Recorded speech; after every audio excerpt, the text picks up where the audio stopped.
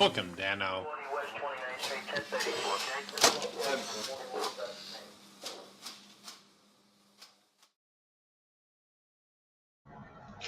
Happy Friday, guys. Sorry I look like I'm in an 80s music video. It's fucking hot in the Midwest.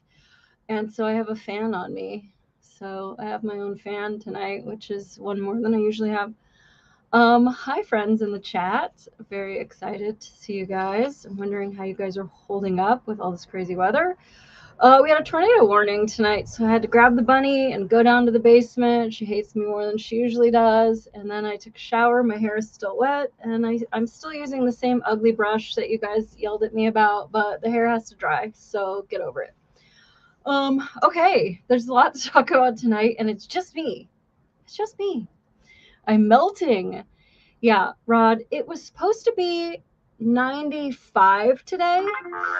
Sorry, there's all kinds of drama going on eBay. I bought this Medusa thing. Maybe we'll get into it. And it arrived smashed. I don't know what to do. Like, I didn't get what I paid for, but I feel really bad. She really did try to, like, package it, but also it didn't make it. So tell me what to do.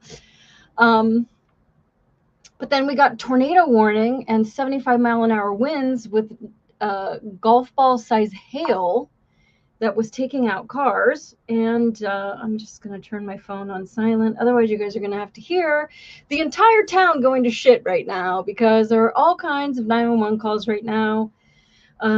Mostly, usually the stuff, I don't know how there's any like trees left in the Midwest because every single one of them seems to find a power line at least once a year.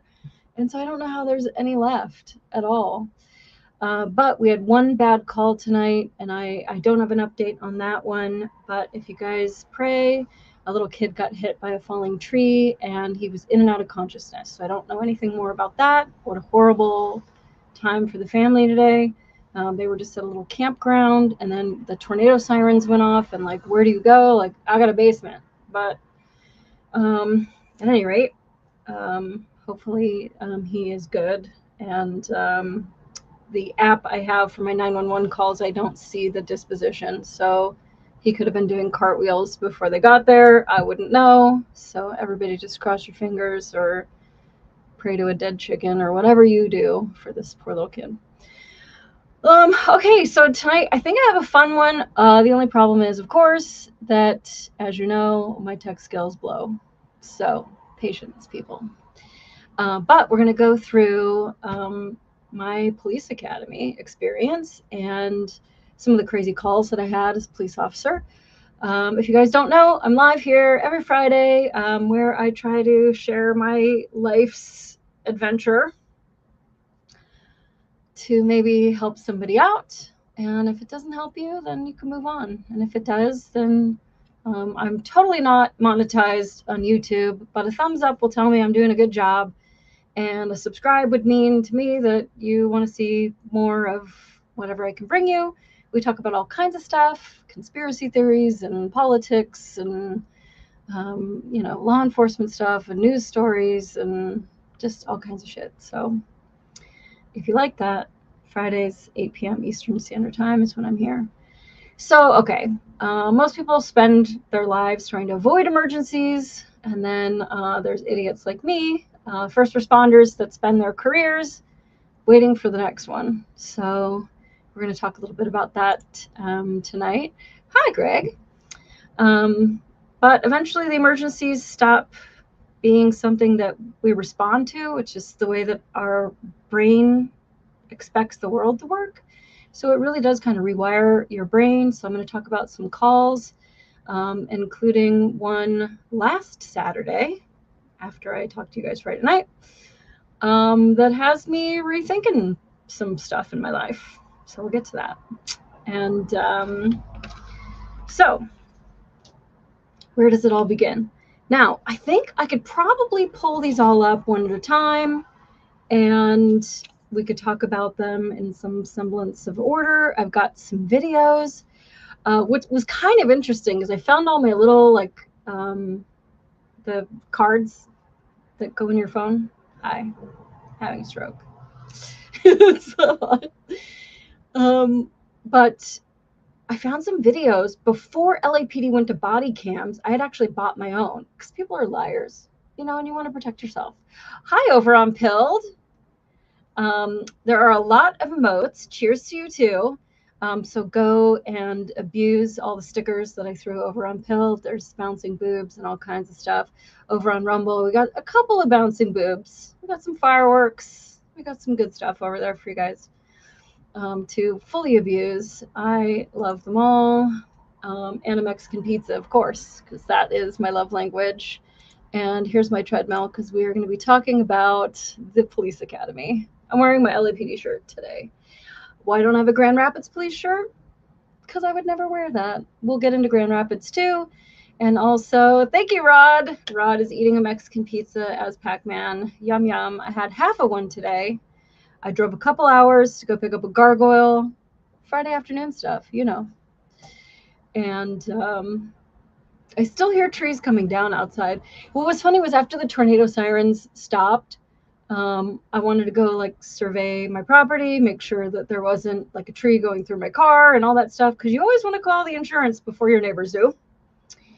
And everything was good. Part of the neighbor's tree was in another neighbor's yard. I told them about it, and then I looked out the window to take a picture of it, and it was gone. So then I felt like I was crazy. So I don't know where it went. And then there was just somebody riding their bicycle by while the tornado sirens were still going. It's like, sir, haven't you seen The Wizard of Oz? Like, your little bike helmet's not gonna help 75-mile-an-hour winds with golf ball size hail. But that's why there's people like me, first responders, to come and help you out, whether you free dive into your own emergency or it gets handed to you. So, all right. Yes. So I guess what we'll do is I'll start kind of where it started. Now, I've talked about a lot of this, and I don't want to repeat a lot of the same stories. As you guys know, I joined the LAPD about 2005. I had a boyfriend that was robbed on the LA subway. He lost his eye sockets, his sinus cavity, his jaw, pieces of all of his teeth, and part of his collarbone got broken. And then from there, I started volunteering. So I guess this is kind of where it starts. So that was me. I was a volunteer. I worked a lot of the different community events. I worked the juvenile intervention program, helping little kids sort of find some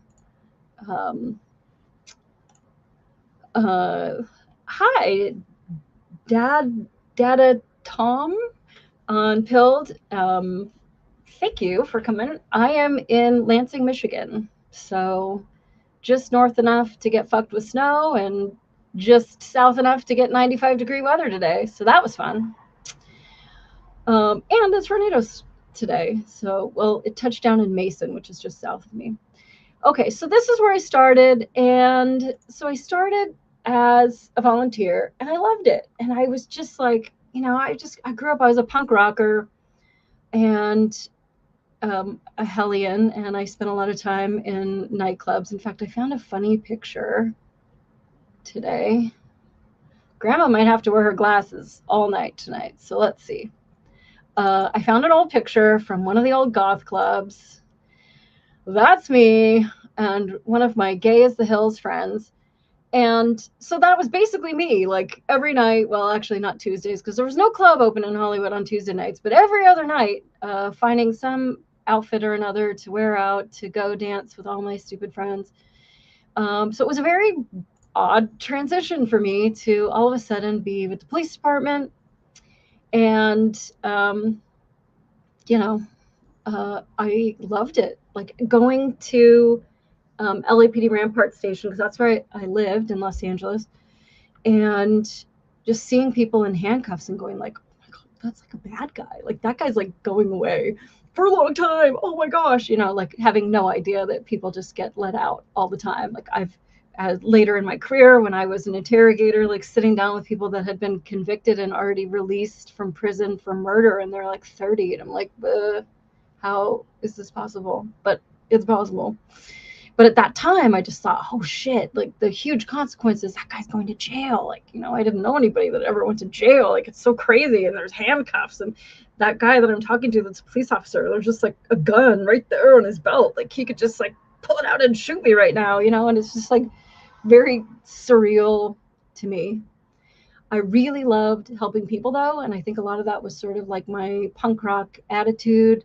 The kind of punk that I was into was more of like Dischord Records and like we're gonna save the world, and kind of more of like activist, whatever, kind of punk fanzines and stuff. And I really just thought, I was gonna save the world. There was a captain, Dennis Kremens, one of the most influential people in my life, and I don't think he set out to be, who like basically dared me to apply for being a police officer. And I was like, I had fire engine red hair. Again, this is who I was as a person. And so I was like, well, they'll never hire me. But, at that time, I was like, and then I'll go find another job. I had a million jobs, so I didn't think that there would be anything. Yes, Dischord Records, Embrace, Rites of Spring, Fugazi. Fugazi was the gateway for me. Waiting room on a tape deck in a park in Washington, D.C., with a bunch of punkers sitting at a park bench. And I was just, my mind was freaking blown. Just that bass line was just like, I was hooked. That was it. And then I was like, give me more. And I still feel that way about that song. There's nothing that jazzes me more than Waiting Room by Fugazi. We can't play it because we're on YouTube right now. Hi, Wild Irish Rose. And so, you're in Georgia. Okay, how was it? Super hot there? Because Rod on Rumble is in Texas and he was dying today. So, okay. So then I joined the police academy. I got a bunch of pictures, so I think let me try to blow through them. But essentially, there was like 7 tests, I think, to get into the LAPD Academy. And by happenstance, I was just passing all of them. And oddly enough, they gave me a start date to start the police academy. I think I've talked about it a little bit. But let's get into a little bit more of the police academy. I've got a done folder, so then I don't have to look at those ones anymore. I'm trying to be organized here. I feel like I could just share my screen and we could go through it. There's some pictures I don't know that I'll share. Cops' phones are a very dark place. I had a picture of a gangrenous foot and I couldn't find it. I am very sorry, but them's the breaks. It's basically the greatest foot that I've ever seen. So who knows?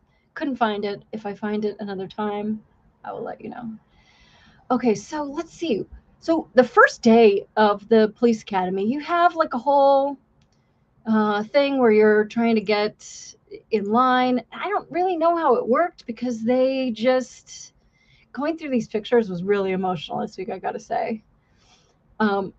There's just random pictures of me dressed like an asshole, so that's good. I mean, why not? Let's show a picture of me as an asshole.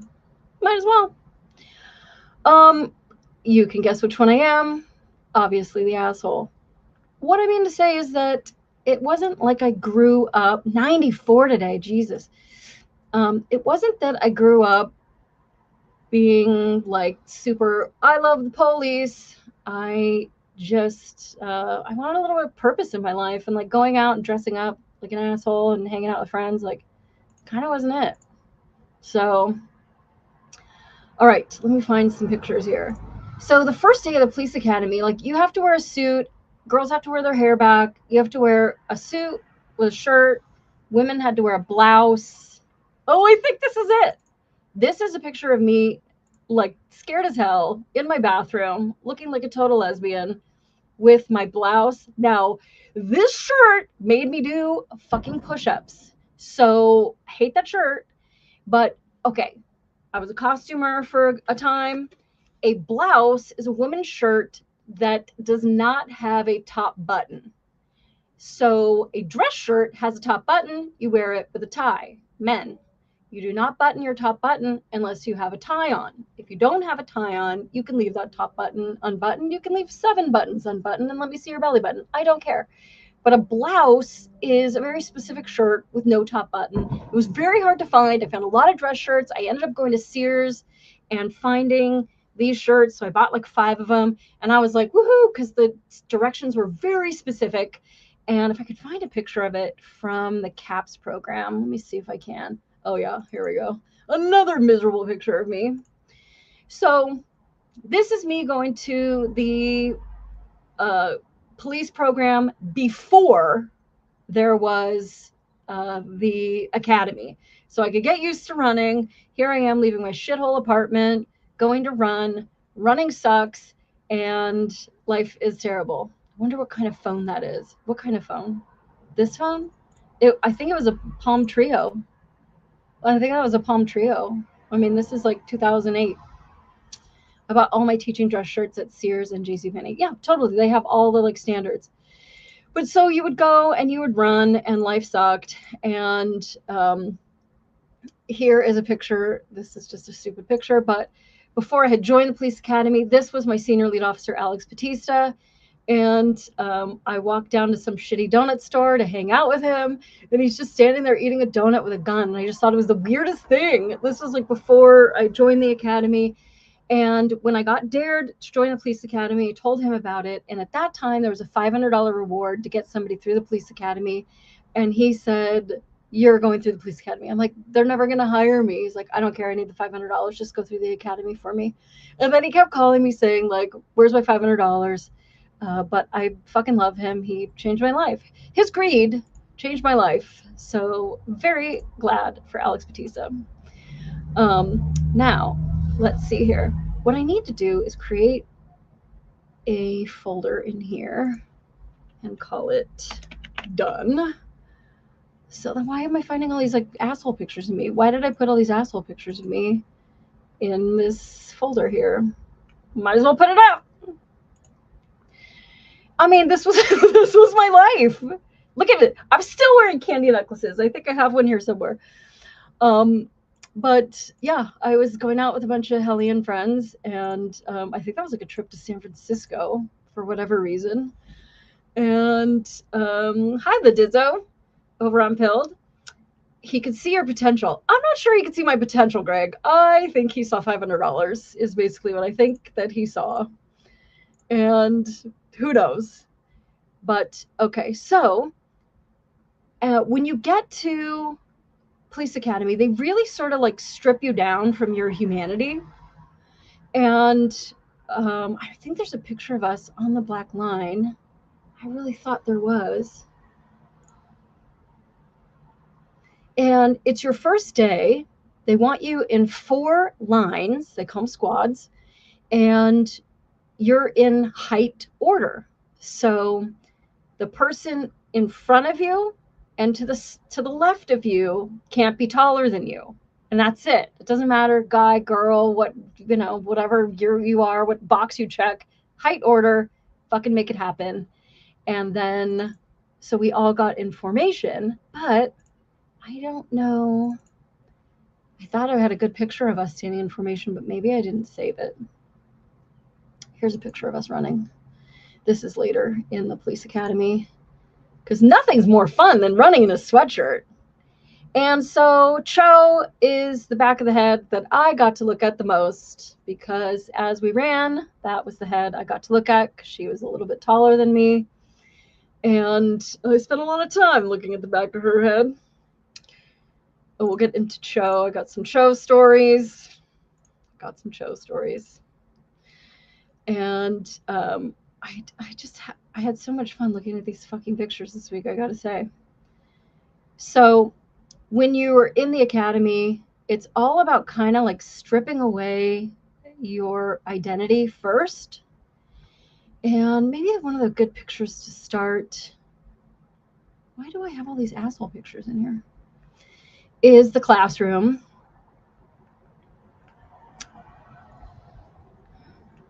All right, let me make these smaller, because this is, you know, the kind of quality that you come here for is really all I have to say. Do I need to remind you?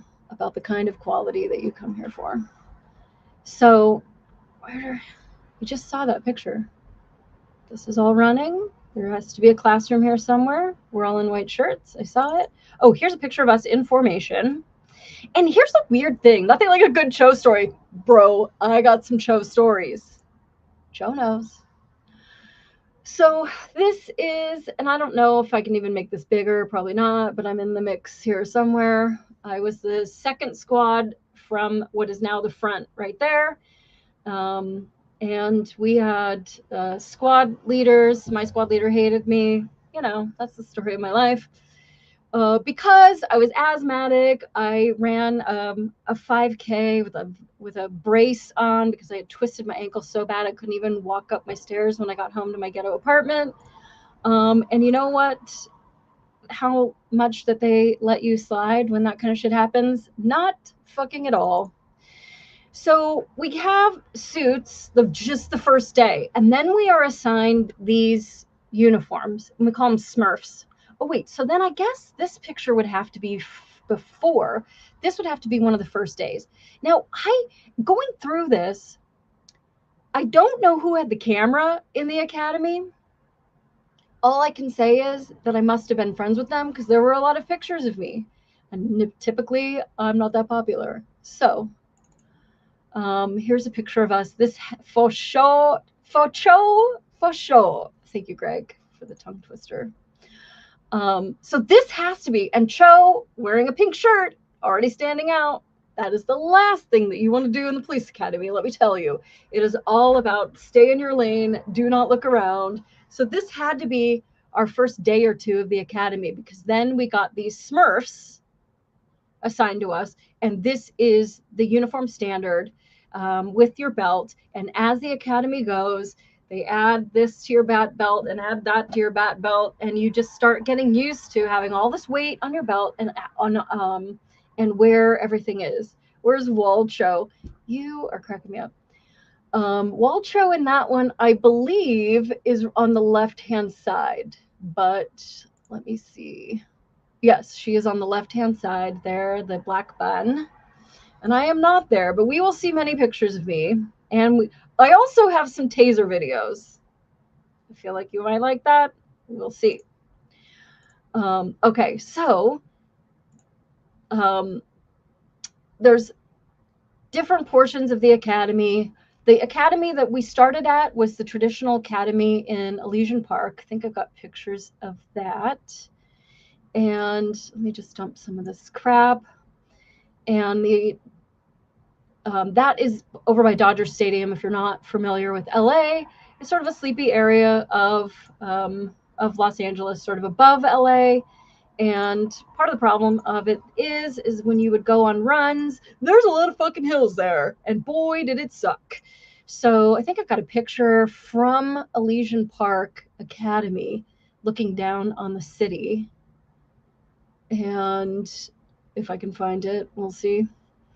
But there was a lot of running involved, and boy, did that suck.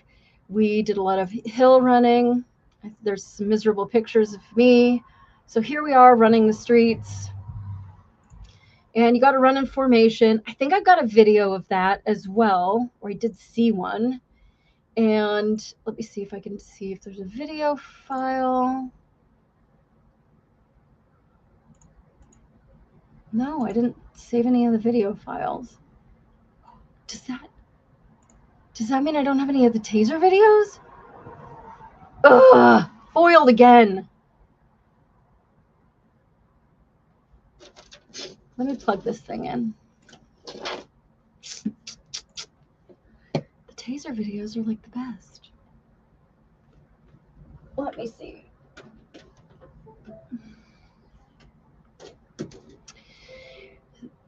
I know there's a problem with that drive, and I'm going to continue without scanning. Thank you very much.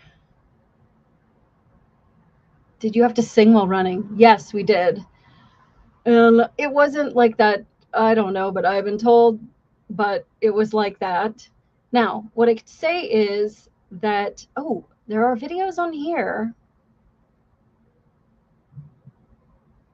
Dang, there's no taser videos on this.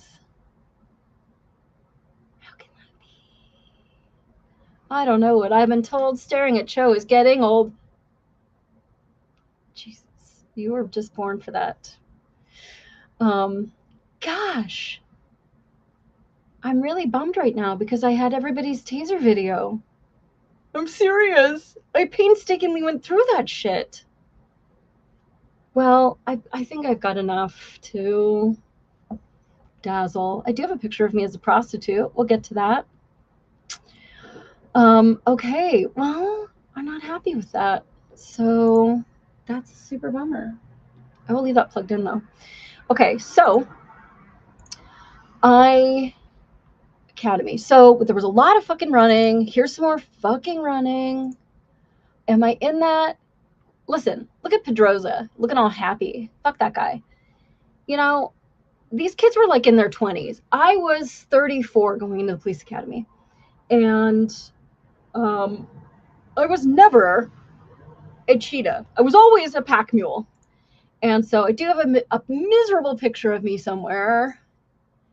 And this picture makes me laugh.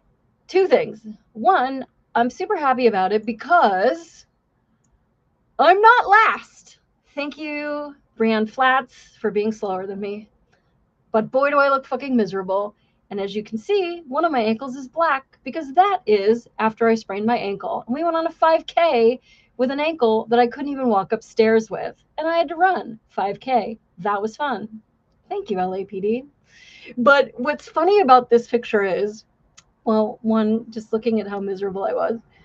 But that police car that's like following us, that car, all they want is for you to get in the car.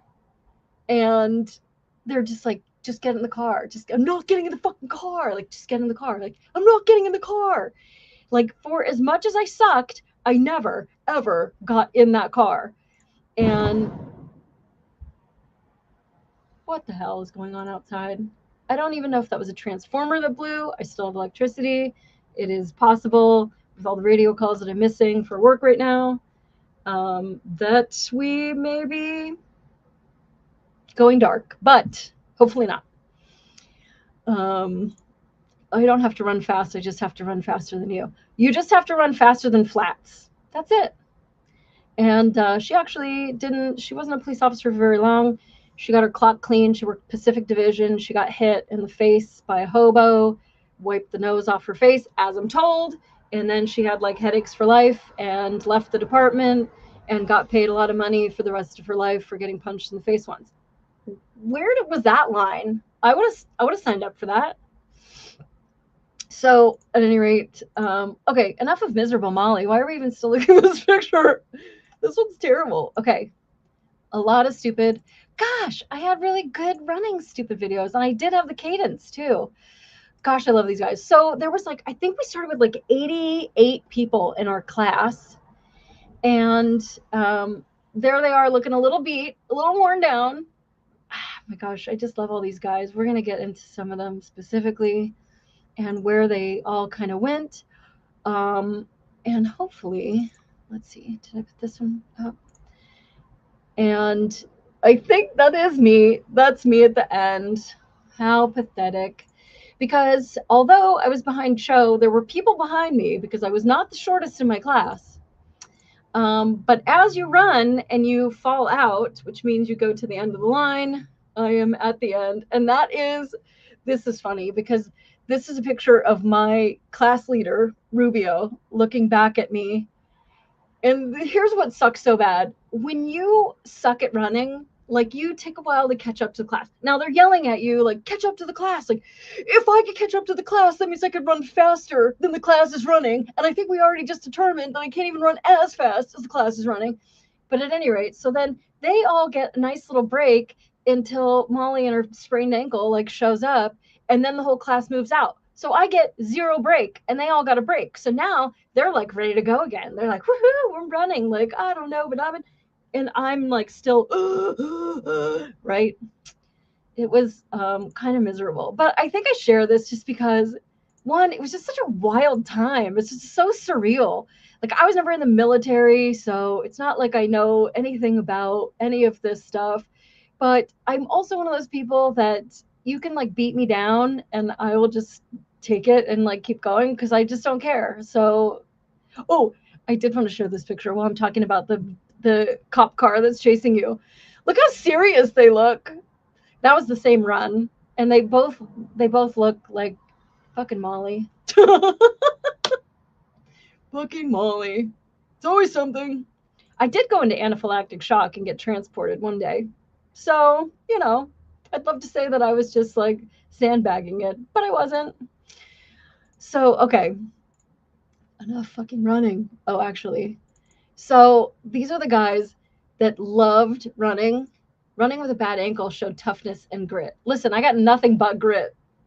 Grit, I have. Athletics, I don't. So these guys, we'll get into some of them, especially the second guy standing there, Sam Leon. What a fucking great guy. And they love to run so much that they are road guards. They run faster than us and then go to the back and then go to the front. And they make sure that all of the intersections are clear and that everybody is stopped all directions so that our class can run through. We'll also potentially get into not just Sam Leon, who's here, but the guy on the right, William Rodriguez, who is now, I believe, in prison, serving for multiple rapes. And who could have known? And so when your first day in the LAPD Academy, you give like 1 minute, 1 second, and which is basically you stand up from in front of the class and say like, oh, my name is Molly, and I live in wherever, and I have a master's degree, and blah, blah, blah, and I have 17 kids, and I'm here to serve. Like, okay, sit down. So they call William Rodriguez up, this guy on the right, and they want his 1 minute, 1 second. And he was a Marine. And he stands up, and all he wants you to know about him is, one shot, one kill, hurrah! And he sits down. And that was it. That was all we got to know about William Rodriguez. And that was his entire personality. You could be like, hey, Rodriguez, could you go pick that flower over there and go give it to that grandma? Yeah! Whatever. And then, like, just chaos would ensue. I don't know. One of the things I do want to talk about tonight is just, like, the different personalities that come to this job. And William Rodriguez is just absolutely one of those. We might get into his rape allegations if you remind me later. But I do want to move on and talk about more about the police academy. So we did a lot of running, a lot of bullshit. We had classroom stuff. Here is first aid, where we are learning first aid. And everybody has, our classes were broken up into tables. And so Sam Leon was at my table. Thank God. I don't know if I would have made it without him because he was just so awesome. Not only was he in the Army, but he had gone through the entire police academy. That's me laying on the ground, by the way, with a head injury. But I guess while we're talking about Sam Leon and my head injury, we shall go into this picture. So not only was Sam in the Army, so we call him squared away, but he also had already done most of the police academy already. He had gone through the entire police academy, and it was like the last week of testing. It was nighttime firearms. They tell you to cover one eye so that you don't fuck up your night vision, because there's a whole like night vision shooting test. And he went to do that night vision shooting test, and for whatever reason, which I don't really remember now, he failed in his last week of the academy, which is just wild. And so through our academy, he ended up being like one of the people that really helped us get through. You know, I mean, I could just speak for myself, but like I had never been through anything like this before. And so to see him here, he's showing us how to do a proper search for weapons. And on Escobedo, who we called Escabooty. And this is my PT instructor, Jimmy Lavinson, who fucking hated me because I couldn't run. I couldn't do a proper push-up. In fact, I started Police Academy October 18th, 2008. And it's our third day of the police academy. We're going to do a PFQ, which is our like physical agility test. And I don't remember if it was 9 push-ups or 12 push-ups. All I know is that the PT instructor that I had for that class was a woman named Bailey, and she was a ball buster and just so athletic and just so like amazing. And I failed that test, which was grand. And sorry, I'm just like burning my retina out right now. I don't know if I'm super bright to you guys, but I feel too bright to me. And so I just hear this voice, we're doing our push-ups, and I stand up, and I hear her behind me say, when they ask you how many push-ups you did, you say 0. Is that understood? And I was like, ma'am, yes, ma'am. And so they asked me how many push-ups I did, even though I did like 9 or 12 or whatever it was. They were miserable. I totally give it to her. They were not good push-ups. And because I missed that whole category, there's only 4 things that they test you on for the PFQ, I failed. And so what they do is they put you, at that time, you would get a second chance for the academy, and they would put you into a 28-day program. We called it Pork Chop Patrol. But it was called the something or other. I don't know. It was basically like you get held back and you have to go to preschool before you can go to kindergarten. And there were 8 of us. Now, as we found out, because we did a lot about nutrition and exercise and everything, because you're not really in the academy yet, although we did get some really great people that come in and talk about, career longevity and all kinds of stuff that the academy later on didn't get. Oh yeah, did you see my arm? Can you even see that? Do you even know? How do I get these bruises? I just don't even know. But essentially, 8 of us failed. And it was only my 3rd day in the police academy. And I'm like, oh, well, I got to go find a job. Thought I was going to be here, but guess not. Well, Alex Batista got his $500 and I checked the box. So, oh, well. So they were like, leave all your books, leave everything. You don't need those. Go in the hallway, whatever. And so we're in the hallway, and like one of the kids had like moved from another state. I don't remember what state, to be in the LAPD academy. And he's like crying in the hallway, and like my heart was just breaking for him. Like I didn't give a shit. Like I was just going to go work back at the beauty supply or wherever, I've done a million things in my life. And so I don't feel rejection the way that other people do. I just don't give a shit. In fact, thumbs this down. I don't really care. To me, a thumbs down is a super like, so thank you. But,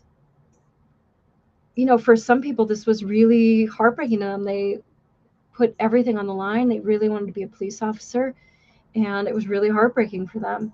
So they call the 8 of us into this room, and this woman comes in. She looks like Karen Carpenter. She's a very skinny woman, Raina Parker, nutritionist. And she says, my name is Raina Parker, and we're going to learn a lot about nutrition. And I'm like, what's going on? What do you mean we're going to learn about nutrition? And so she basically tells us, like, you guys fucked up. You failed your PFQ, but you're still in the police academy. We're still going to pay you. And for the next 4 weeks, you're going to learn how to run, and you're going to learn how to do sit-ups and push-ups. Now, sit-ups was fine. I could do, so for my age category at 34 years old, anything over 44 sit-ups in a minute was already 100%. So I could do 90. So I would just do my 44, knock those out, and then I would just like, you can't stop for the next 60 seconds. So you would just like keep doing them until the minute was up. There were guys that were very fit and very young that couldn't max out their sit-ups, but they were like cranking out push-ups like nothing. And like my arms are still made out of like old top ramen noodles. So we all have our struggles, but those 4 weeks, and then you go into your next class. When that 4 weeks is over, then you take the PFQ with the next class coming in. So these people that I started with, and let me just find a random photo of the class. Oh, This is not a nice photo. That's me sitting at the table just crying, clearly after a run because the road guards are still in their vests. And that must have been when I had a sprained ankle. That makes me really sad to see me. And that's Cho over my back shoulder with fantastic posture.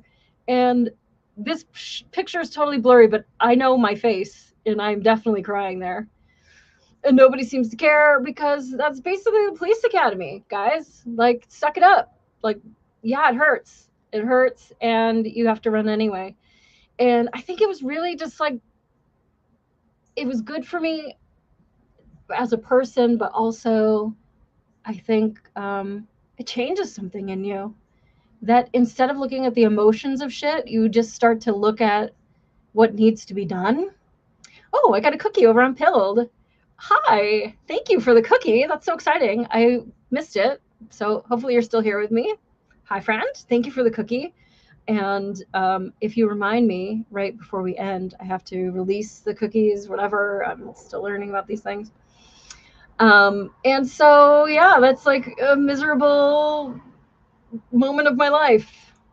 But it was also a time of like really great friendship too. I mean, like I made friends that I would do anything for.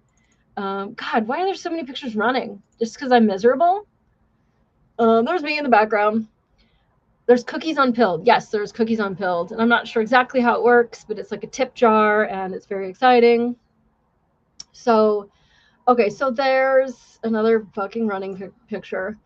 I don't know who had, I don't know what happened to my, oh, did it change? I think my camera changed.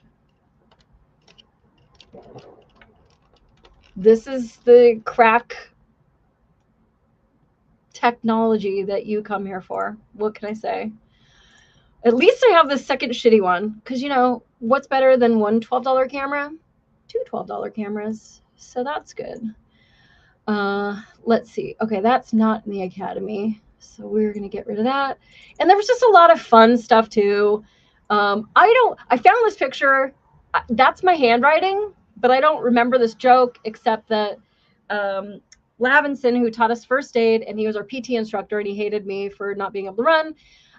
He must have said something about a triangle, and he drew this on the board. So then I must have written Lavinson triangle underneath it. I don't know. That's my guess. But good times. What can I say? So, okay, I need to get this crying picture out of my face because that makes me sad. And basically, oh, this must be one of the first days because we're in suits, but I have a black shirt on, so I couldn't tell you. But that's me with dark brown hair. And the only reason I had dark brown hair, I had fire engine red hair when I applied, and they said I would have to dye it natural. I'm like, well, there's no dyeing your hair natural. There's only colors of dye. You can't pull red out of your hair and have natural hair. Like you only have dyed hair at that point. You can grow it out, you could shave it off. But so I just dyed my hair black to be in the academy. And so that's why my hair is so dark, to just try to pass as some kind of a natural color and whatever. And it's just kind of cool to see all these guys like all young in their suits. Oh, the good old days. Okay, so we did a lot of things. Here's some more first aid that we were doing. Lots of fun. The thing that was funny to me about this is like LAPD has like fucking no money. And so just the fact that we're giving mouth to mouth to the same like baby that was like probably stepped on like 4 years ago and cracked is just sort of stupid to me. But, you know, you make do, adapt and improvise, as they say. Here is Sam Leon, my fucking hero. We'll get into Sam because we did end up working later together, the West LA gang unit.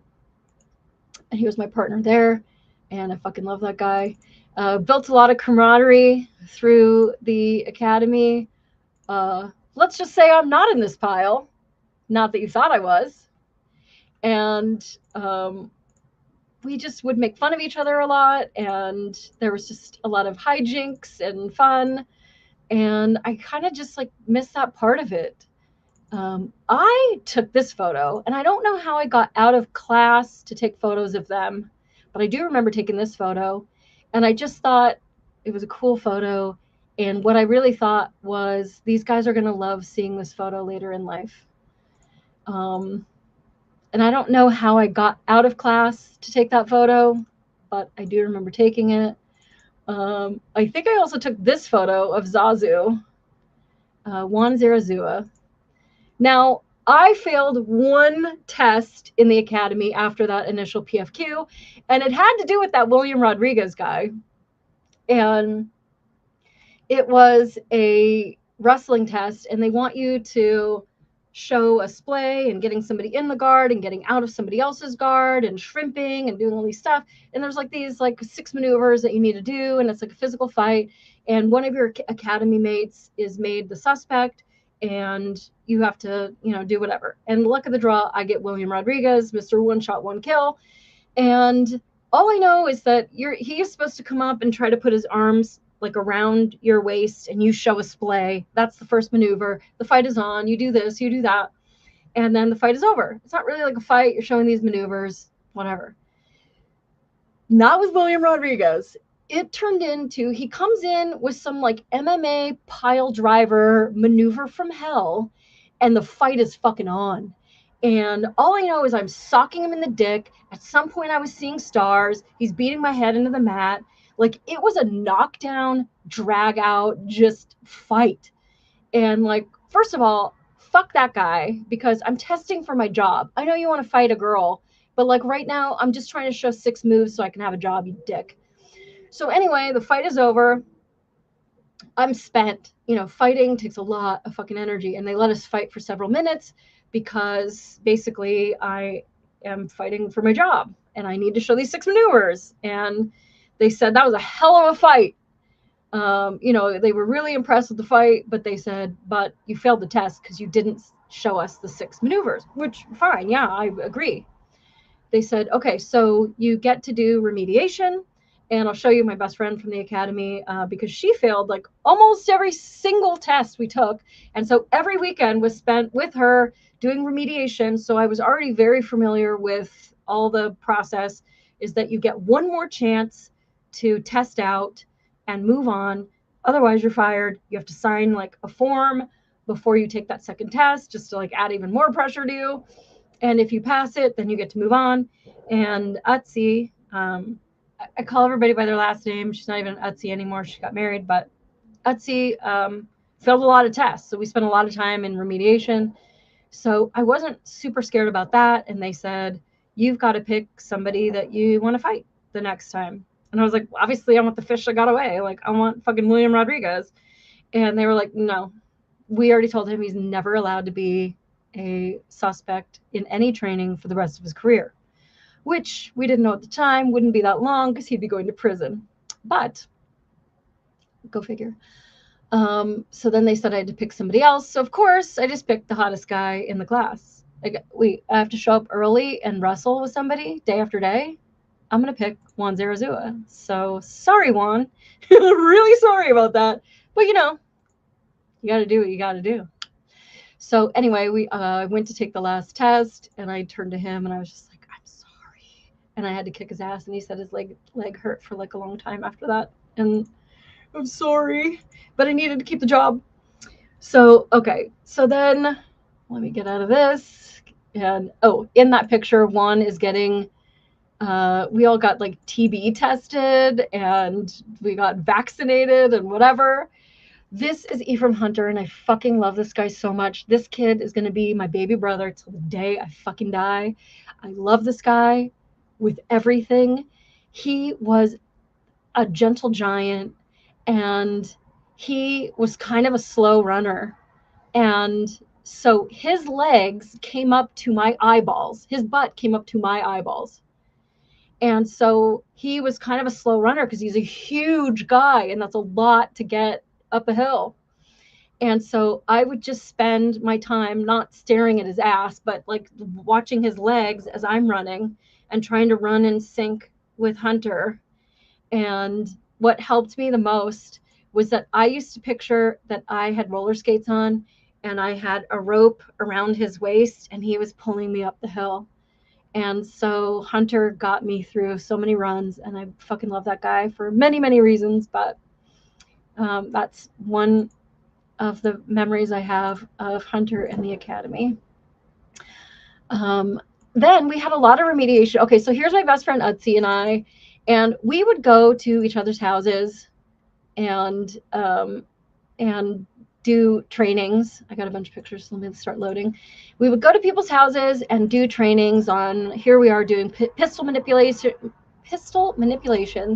So Utsi and Leon is, what he's doing right now is she's dry firing. Obviously, we don't have loaded guns. We're only in the academy, and you're not bringing a loaded gun to somebody's backyard and shooting it at the neighbors.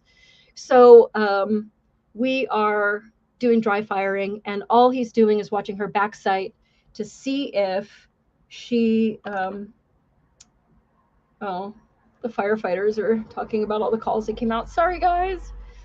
To see if her gun moves at all, to see if she's anticipating recoil and all that good stuff, to try to get some good tactics when it comes to shooting so that she can be more accurate when it comes to when it is loaded and she does have a target. And so we did a lot of this training in backyards. Here is Cho handcuffing me.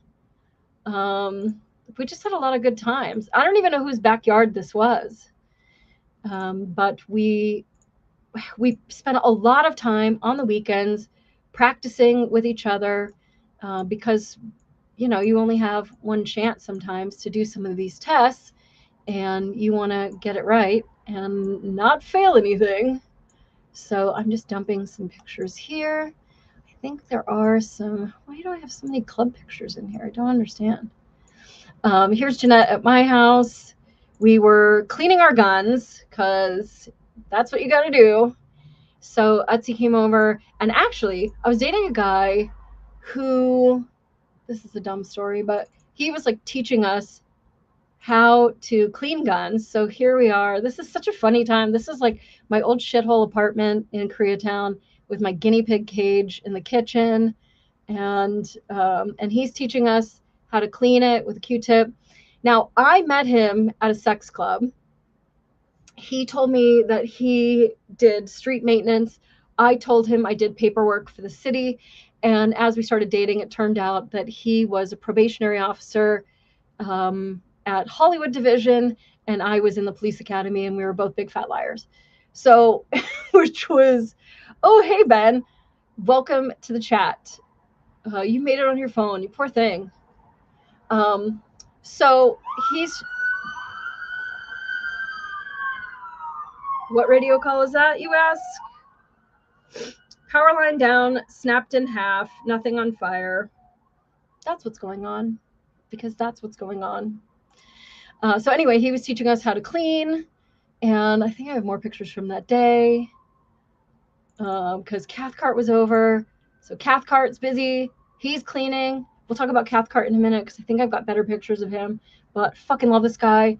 He was just, man, so determined and just did such a great job. I'm laughing because of this photo here for whatever reason. You know, as you're cleaning, with my Jabba the Hutt and some kind of Darth Vader Mr. Potato Head behind me, because, you know, as you do. But we had a lot of inspections for cleaning our, shining our gear and cleaning our guns and all that stuff throughout the academy because they're trying to instill, you know, good ethics from you. Here's a picture of... Now, I was issued, hey, if that answers it, look, I think it is a Palm Trio, maybe.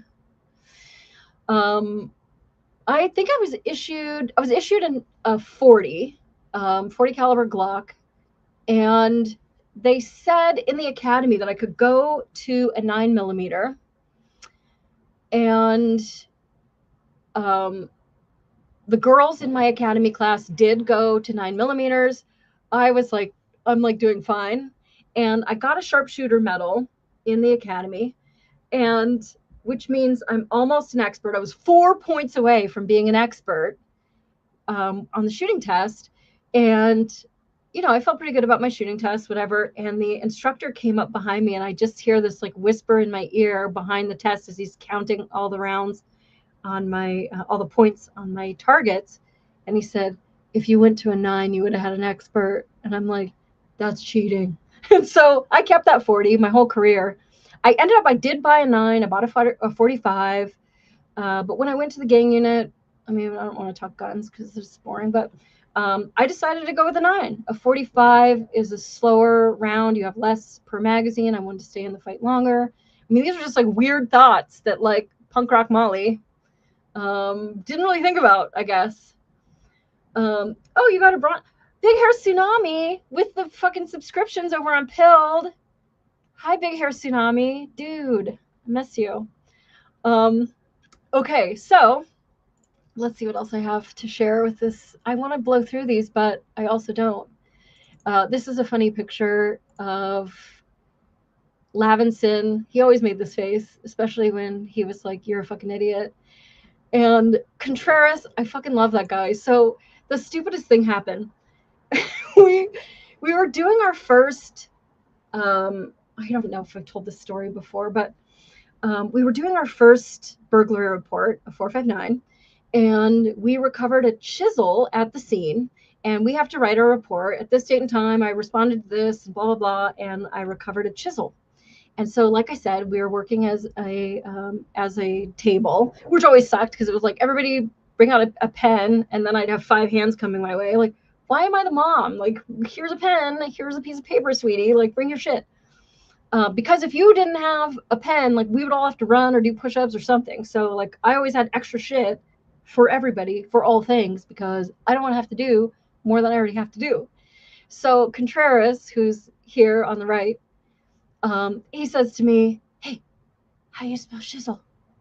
Because he's got a Hispanic accent. So he says shizzle. So I said, what? How you spell shizzle? Oh, Shizzle. And the rest of the table is all laughing. And he kind of looks at me like, okay. And he starts writing. And I figure he knows that that's shizzle and not chisel. He'll figure it out. I got to write my thing. We don't want to get in trouble. So we move on and we finish our report. We turn them all in. And the instructors yell at Contreras and tell him to go up. And they're like, Contreras, what did you recover from the scene? Chisel, sir. And how do you spell chisel? Sir? How do you spell chisel? Sir, Recruit Officer Brenner taught me how to spell chisel. Recruit Officer Brenner! So now I have to go up. How do you spell chisel? Sir, it's Chisel. Why did Contreras spell it Shizzle? Recruit Officer Contreras asked me how to spell shizzle, not chisel, sir. And like, it was so dumb. Even the instructors are laughing. Thank God we didn't have to run, but it was just like, there were laughing and there were good times. And I think what they're really doing, Molly needs the 50 Desert Eagle. No, I don't. 44 mag, you feeling lucky punk. No, I don't even think that my noodle arms would be able to lift that. Thank you, Rod. So, I mean, there was a lot of hard times. I mean, you saw me crying at that table and nobody gave a shit with my sprained ankle. But there was also just a lot of building that camaraderie. And I don't know, it like, they break you down, they build you up. There's Rodriguez, 1 shot, 1 kill, hoorah! What a dumbass. And, oh, we took this picture too. I'm just going to try to blow through some of these. But you learn teamwork, you learn that you're kind of just a serial number, that we're replaceable in a way.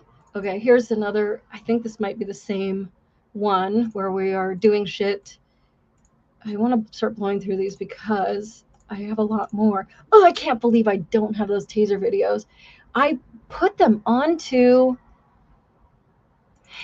just not, and here's Etsy. I just love that picture of her because she always had such a great Big Hair Tsunami. I love you. Okay, so, and then here's us just like hanging out, having a good time. Like, this was us on the weekends doing stuff, and, um, all these remediations, learning all this new stuff. And we even got to borrow, I'm certain we got to borrow these because I don't know how else we would even get these bags. But where was that picture? I have a cool picture of us kicking bags at somebody's house. Why didn't we get that pool? Why didn't we get told to wear bathing suits? Because I would have fucking been in that pool. I'd be in that pool today. It's fucking hot. And it was just it was an amazing time. I just don't even know. It's so surreal. And yes, they are like preparing you for the job, but it's also just sort of breaking you down so that you don't think about things in like an emotional way. And we do, let's see, what is this? Oh, this is just like a regular classroom. Okay, I'm going to tell the story right now just because we get to it. The girl that's standing up in the middle there is Olgeen. I won't tell you her first name. You can figure it out. But so people like Utsi went through our academy class and then worked for the airport. And she was one of these such people. Hindsight, they made a lot more money and their life was a lot cushier. So I fucked up and stood on the wrong line. But Olgeen had decided that she was going to be our class president. And Olgeen wasn't very liked. And so she, so like nobody's even looking at her. And she's obviously trying to like say something to the class here, which I just thought this was like a perfect photo. And hi, Big Hair Tsunami. And so there was this one day where we had dues and we were paying towards having like a class party at the end. And our dues were like $10 a week or something. And there were a lot of people that had fallen behind. Now, I went through the academy. I'm not married. I don't have any kids. Like, I don't have another job. I'm just going to the police academy. But for a lot of people, this was like stacking a lot of responsibility on top of like all the other burdens that they're doing, whether they're like taking care of people at home or they have like little kids or whatnot. And so, like, sorry, I forgot your $10 this week, and I'll go to the ATM or whatever. And at that time, at the academy, the ATM had been down. The ATM had been down all week. And so people were like, well, we're not allowed a lunch break. If you could just follow me down the hill, like after class, everybody will meet you at the ATM and you can have your $10. And she was like, no, it's completely unacceptable. You needed to have that $10. It was due. Like, okay, like, first of all, like, all this money is going towards a class party that isn't for months. So just chill the fuck out. These people have all kinds of things that are going on. Thank you, Big Hair Tsunami. You're so wonderful. Molly stood in the action hero line. I want to get to, look, I'm already an hour in and I'm just now beginning. I don't know if this is a two-parter or not. Do I need to speed up and like forget some of these stupid stories? But anyway, so Olgeen says that that there is going to be a $10 per day fine for anybody that doesn't pay their $10 by the end of class today. Well, that's fucked and bullshit because these people, the ATM's not working on campus. They don't have $10 in their pocket. It's not like they're trying to cheat you out of your $10. And why do you care anyway? Because we're not going to use this money for months anyway. And so I just thought that was really unfair. And so I raised my hand. Maybe she didn't like me. I don't know. Why wouldn't you like this? And I said, I just feel like this is really unfair because, I mean, if we are law enforcement, or we're learning to be law enforcement, and we enforce pre-existing laws. Now, if you want to make going through a stop sign the death penalty, then you can only enforce that after you make it the death penalty and then someone goes through the stop sign. You can't decide, you know what, 200 people have gone through the stop sign, that's it, we're killing you.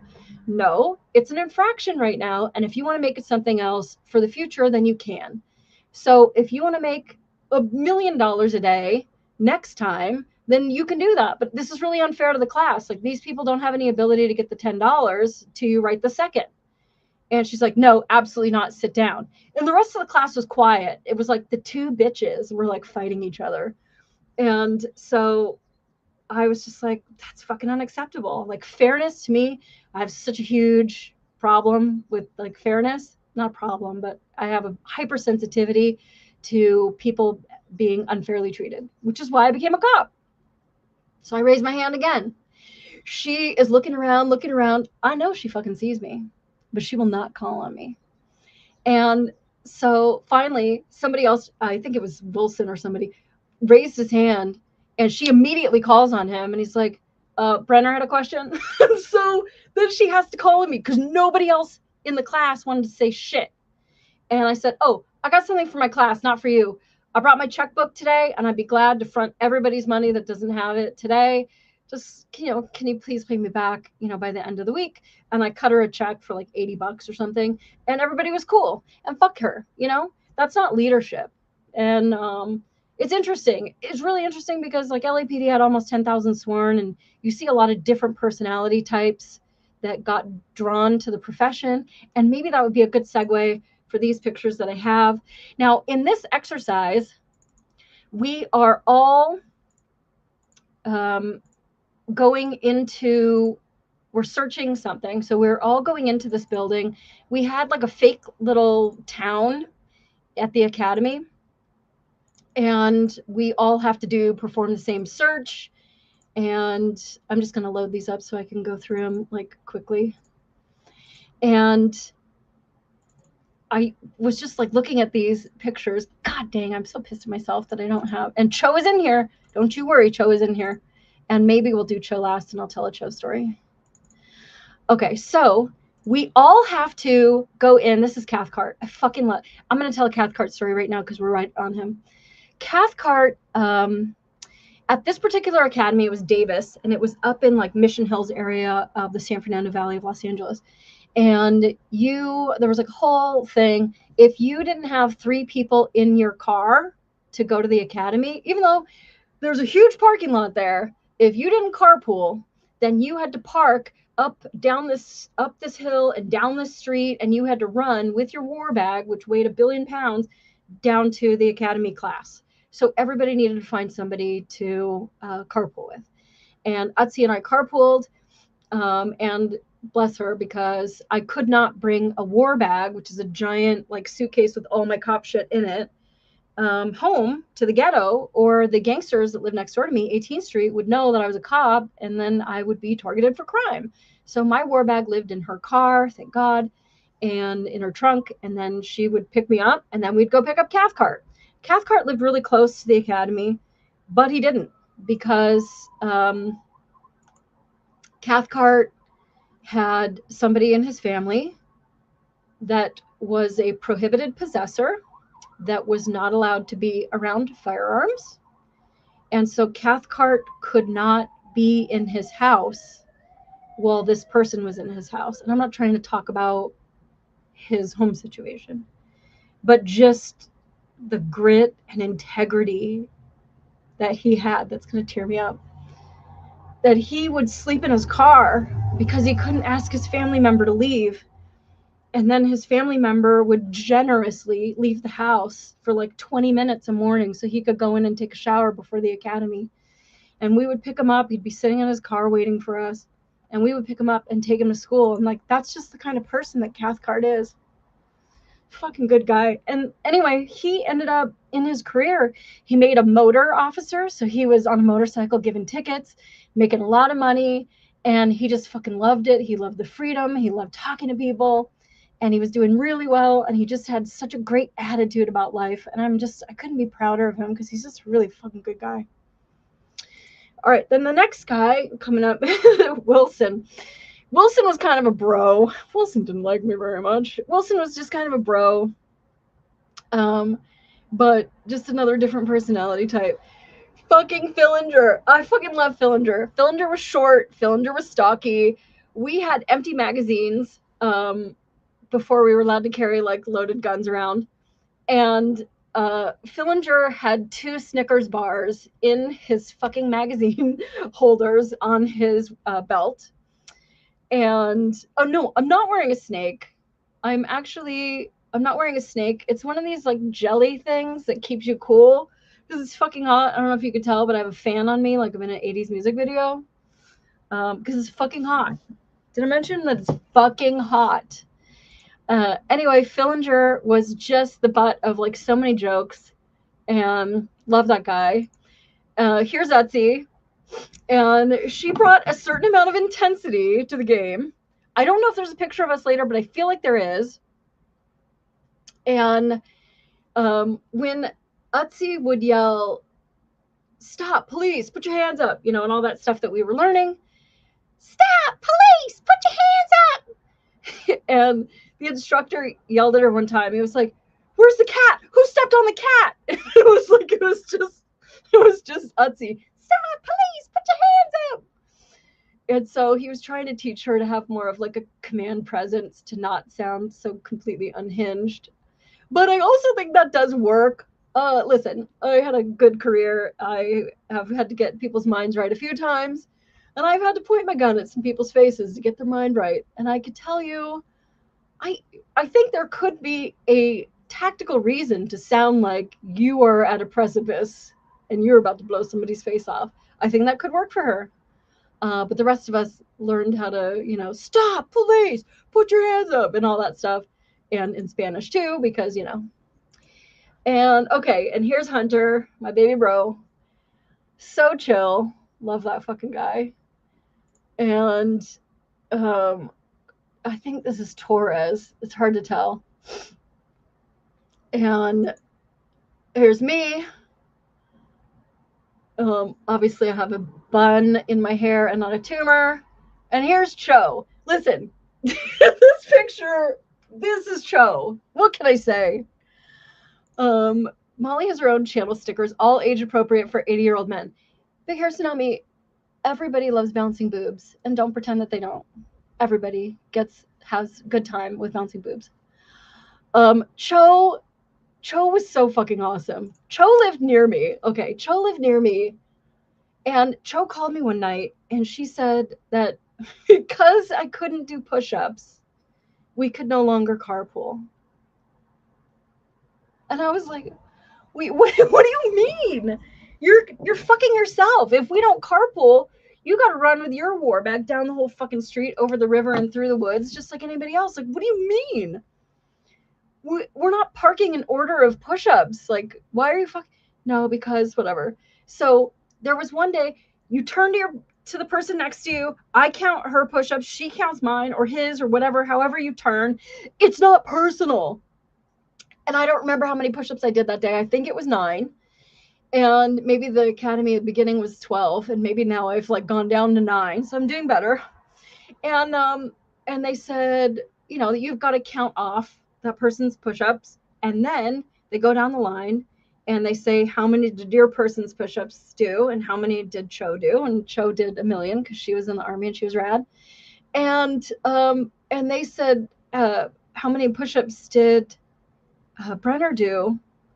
And she was like, "Sir, like, your only fucking job is to counter push-ups. What do you mean you didn't remember? Like, dude, I can't do push-ups again. I just did push-ups. Like, I'm done. If I did 9, I could do 2 now. Like, I'm wiped. I can't do anymore." And so they were like, "How many did she do?" And they were yelling at her. And then she just says, like, 30, sir. Like, where did she even get that number from? We'll never be able to do 30 push-ups. She fucking knows it. And so they were like, "How many?" And she was like, 30, sir. And they knew that I didn't do 30 push-ups. So now this becomes like an integrity audit. Is she lying? Is she retarded? Like, this is what ensued the day that she calls me that night and says that we can no longer carpool together anymore because of my push-ups. Like, well, why didn't you just say 0? Or why didn't you say I don't remember? Or why didn't you say, like, ask Molly? Like, why would you even make up a number? Like, what was going on in your mind? And so dumb. But anyway, yes, so then Cho and I couldn't. I have so many good Cho stories. Okay, so another time we were on the track and we were learning how to handcuff people, like that picture I showed you of Leon. And so you have somebody and they're in a position of disadvantage and they're like leaning way back, and like Cho is like sort of looking at her handcuffs, fucking around, And her suspect just all of a sudden decides, like, this is too much. And they get in this, like, position of comfort. And the instructor sees it. And the instructor is like, hey, suspect, take off. So now the suspect is like, fuck, now I have to do a lap because Cho, like, wasn't keeping me in control, because you're learning as a police officer to keep your arrestee under control. And as a suspect, you have to just sort of go along with whatever you're being told to do. And then you guys, turn, and now the next one handcuffs the first one. And so she's just sort of standing there. Her suspect is running around the track. She's just sort of like standing there bewildered, like, now what do I do? Like, what, like, my suspect ran or whatever. And they're like, Cho, go get him. So now she's running around the track. She was a good runner, but he had a huge head start. And so then they scream at Cho, stop, put your hands up. They are telling Cho to start giving commands like a police officer would.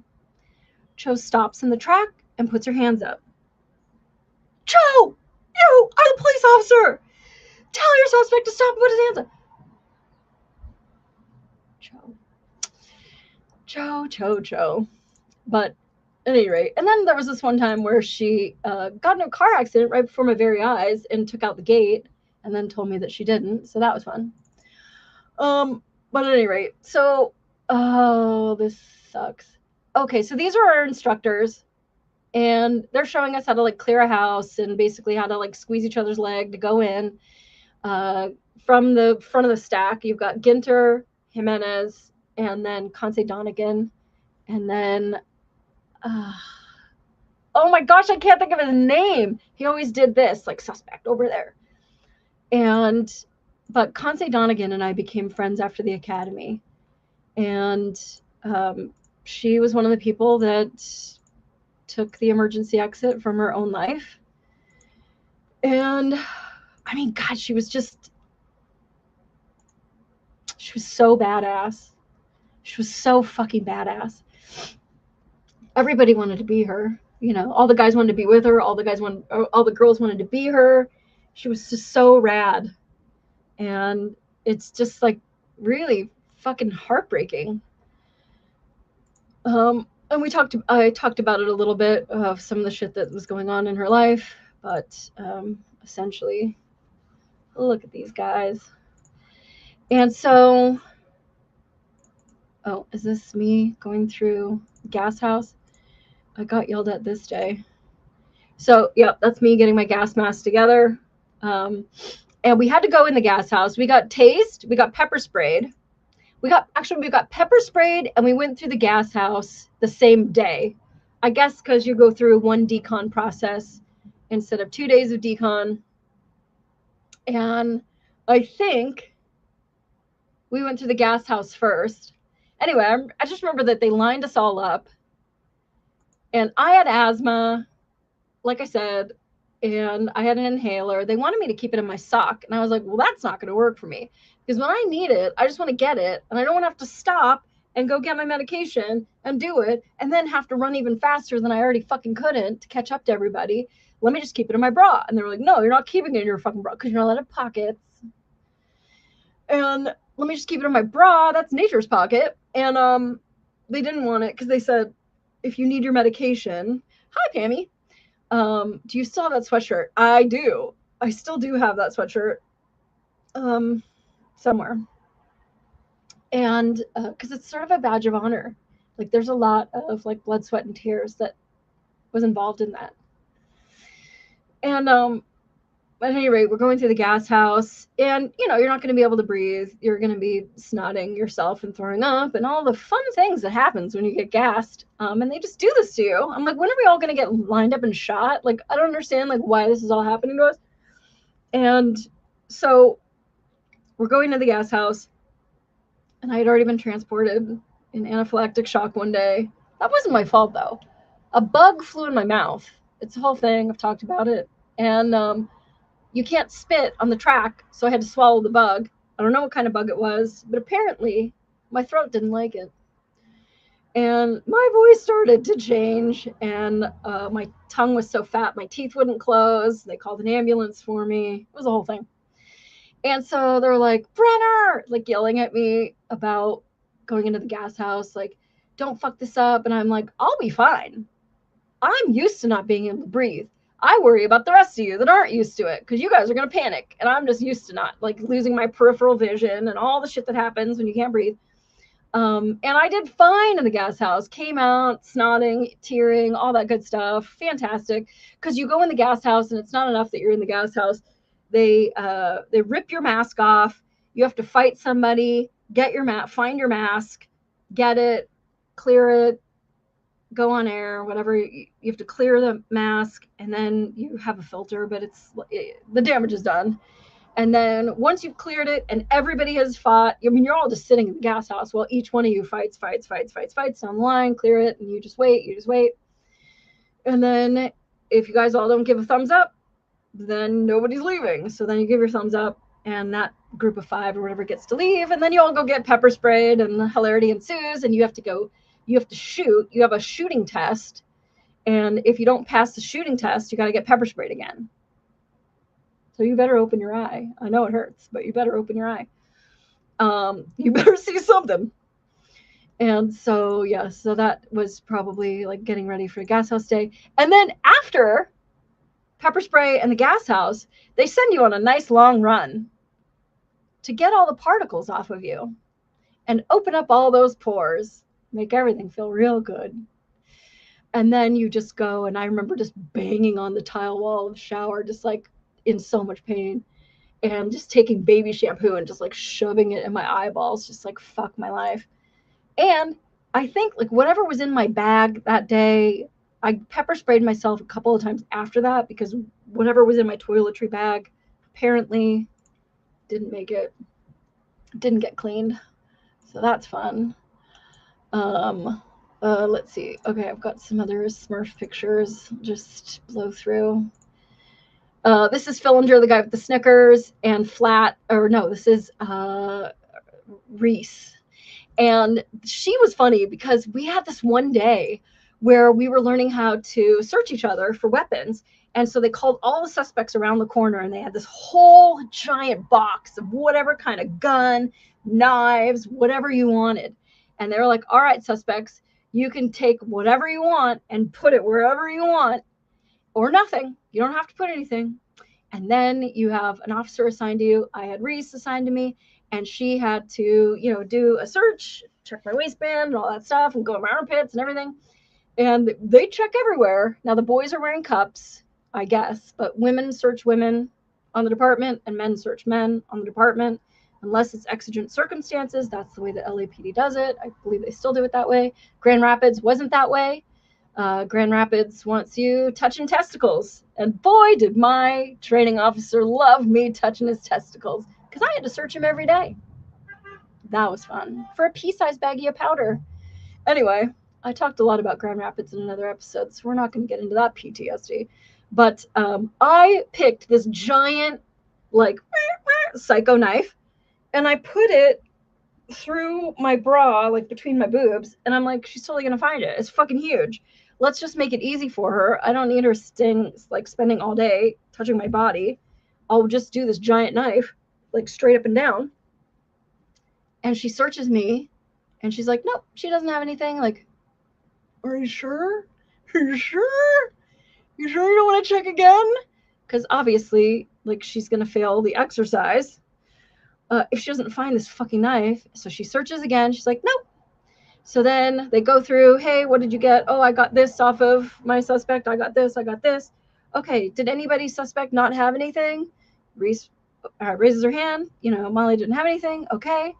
And like, okay, suspects, does anybody still have a weapon on them? And I raise my hand, and they're like, all right, Brenner, what do you got? And I just was like, pull this massive fucking knife out of my bra.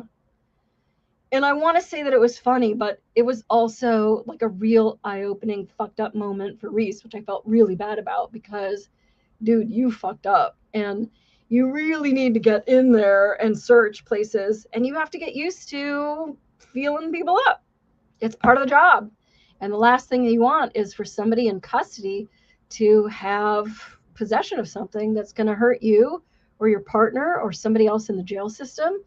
And so you just kind of have to get used to touching people like that. And so hopefully that was a good lesson for her. I know later on in the academy, girls, men have flat hands with a flat thumb, but girls can make that into a tight little package. And so we can slip handcuffs. Like you see, there's not much difference between the width of that and the width of my wrist. And so we can, somebody's going to probably do a screenshot of this and have it say something else, but I don't care. There you go. So what I would do with like newer recruits is to, when they would handcuff me, are you good? Yep, that's how I'd handcuff you. And then I would just slip the cuffs and be like, here you go. You have to learn how women's hands work, because women's hands, you need to really ratchet down on it, and they're going to complain. Guess what? Don't go to jail. So I slipped cuffs a few times, and hopefully not to embarrass anybody, but just to get people to be safer in the future. So anyway, Reese missed that big fucking knife on me. Now, here's Zazu and Contreras. 3D printing as we speak. Thank you, Circle of One. I knew I could count on you. One time, my self-defense pepper spray accidentally opened up in my pocket. I rushed into the shower fully clothed in hella pain. My entire thigh was super red, didn't stop burning for 2 hours. Yeah, pepper spray isn't fun. And really, like, you're considered kind of a blue falcon. And if you're not a cop, a blue falcon is a buddy fucker. If you pepper spray your suspect, because now you've basically pepper sprayed everybody that has to come in contact with them for the next couple hours, like from the jail system, your partner, the car has to get totally hazmat. So pepper spray is not the weapon of choice for LAPD. I think it's the taser. And boy, I'm so mad at myself that those tasing videos didn't make their fucking way. Boomed. I think this one is a test. Yeah, this is us shooting at the Davis facility, me in the front. And I love the way Jeanette stands, Utsi. She had a stance about her. She had an intensity that I fucking loved about her. And Cho! Yay, Cho! 3 cheers for Cho. And let's see. Gosh, there's just so many. Okay, so we did also do a lot of like tactics. Here's Zazu hooking up Contreras. We had cars that we would drive, and we would do fake traffic stops. And so here's Wilson and Contreras apparently doing a traffic stop while the rest of us are looking on. And I think this day we did simunitions, which means we have actual guns with ammunition, but they hip hip chore. Greg, what am I going to do with you? And so as they're jumping out of the car, this is me, probably with Etsy, because we always were.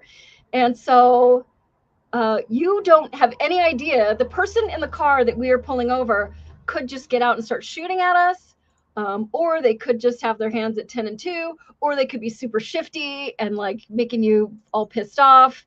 Like, get your hands where I can see them. Put your hands where I can see them right now.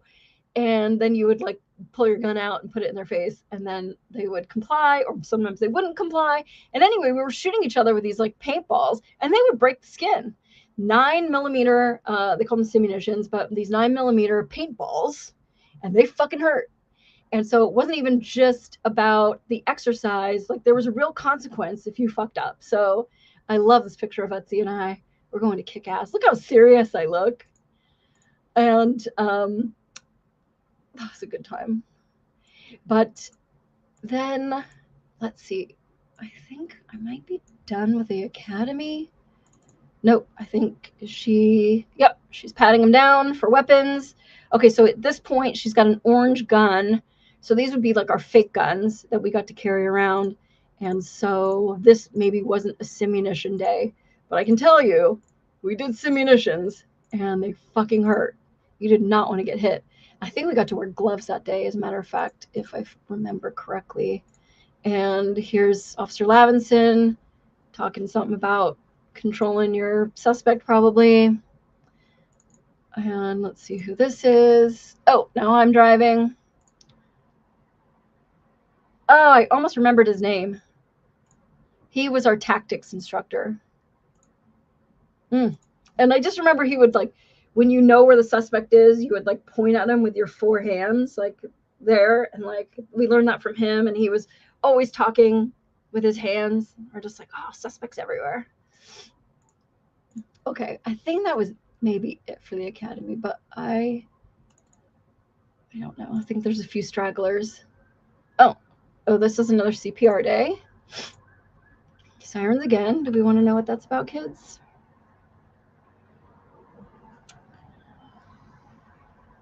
That is a medical alarm, no patient contact. So somebody's medical alarm went off.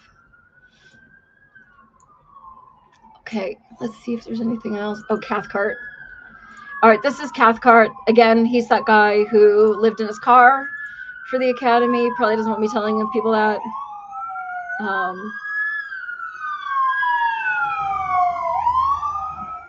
That's my coworkers. That's a little surreal.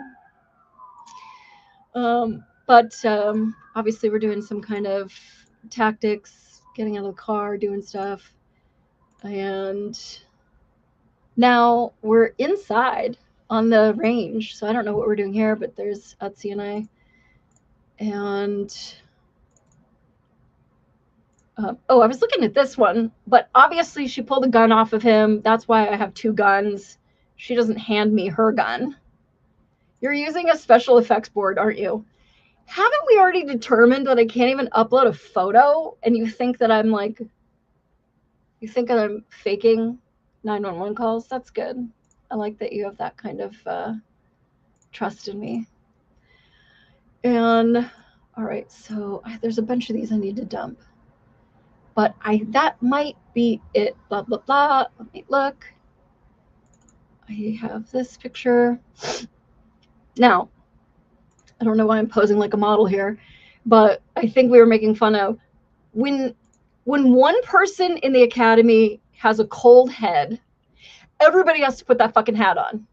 Nobody gets to be an individual at all. So if one person wants to wear the hat, you all have to wear the hat. Now, at some point, it was fucking freezing, and somebody had forgotten their hat, and nobody was allowed to wear their hats that day.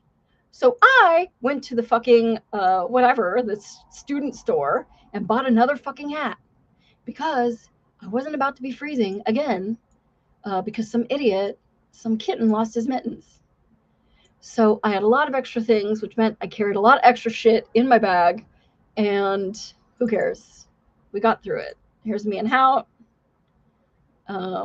He was nice. He was in front of Cho. And I think that's it for that. Before I go through, just because we were talking about running, when I worked LAPD, I worked undercover, and then I worked the gang unit. I think I'm with the gang. Jesus. I just realized which one I am. I guess you can guess out there. I just don't know why I can't be normal, but it's just a thing, and I would apologize for it, but I won't. And that was, we did a torch run that day called Guardians of the Flame, and we ran. There's me holding the torch. The black shirts are LAPD, the gray shirts are Santa Monica Police, and we ran with them, and there was like me getting the torch from Santa Monica or something like that. And then we ran with the torch. I wonder which one you are. Yeah, thanks, Rod. I don't know why I can't be normal. It's just that I can't. And so that was a bad day. But also, I mean, I was there with Sam Leon, and he's a fucking just one of those people in my life that it doesn't matter. A million years could go by. We could be 100 years old, and he could say, I need a place to stay tonight, and I wouldn't even fucking ask a question. That would be it. Or I need you to pick me up in Albuquerque, and that would be it. I'd go. Okay, I do have a lot of other pictures. I wanted to talk more about, so that's the academy. I don't know that we make this a two-parter. I think we have to make it a two-parter. Can we hear from the chat? I don't want to skip anything, and I've got some really great stories, but I also have pictures from my time in the academy. I also have the videos of the tasing, I swear, and I feel like you've got to see people get tased. You got to see Cho get tased, and I believe I have that for you.